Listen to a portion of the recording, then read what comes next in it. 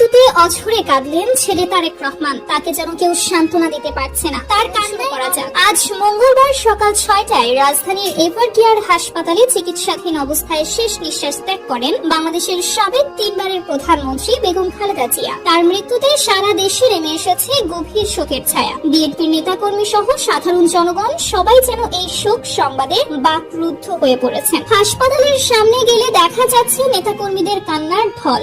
আর কয়েকটা দিন তুমি বাঁচায় রাখবা, তোমার ম্যাডাম যাতে নির্বাচনটা দেখে আমরা মৃত্যু করবো।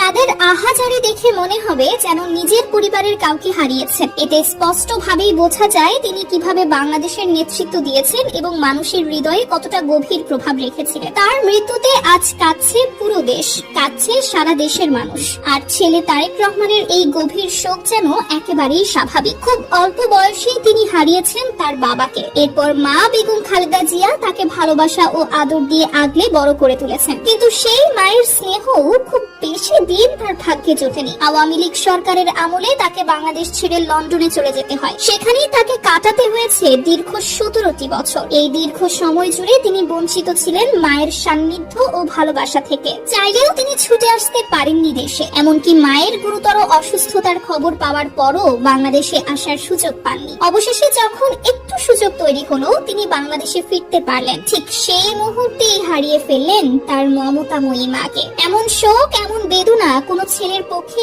সহজে মেনে নেওয়া সম্ভব নয়। এই কষ্ট যে কতটা গভীর তা ভাষায় প্রকাশ করা সত্যিই কঠিন। এদিকে বেগম খালেদা জিয়ার মৃত্যুতে আগামী বুধবার থেকে শুক্রবার পর্যন্ত 3 দিনের রাষ্ট্রীয় শোক ঘোষণা করা হয়েছে। পাশাপাশি আগামীকাল বুধবার সারা দেশে সাধারণ ছুটি ঘোষণা করা হয়েছে। খালেদা জিয়াকে ঘিরে পরবর্তী সব আপডেট সবার আগে পেতে আমাদের চ্যানেলটি সাবস্ক্রাইব করে রাখুন।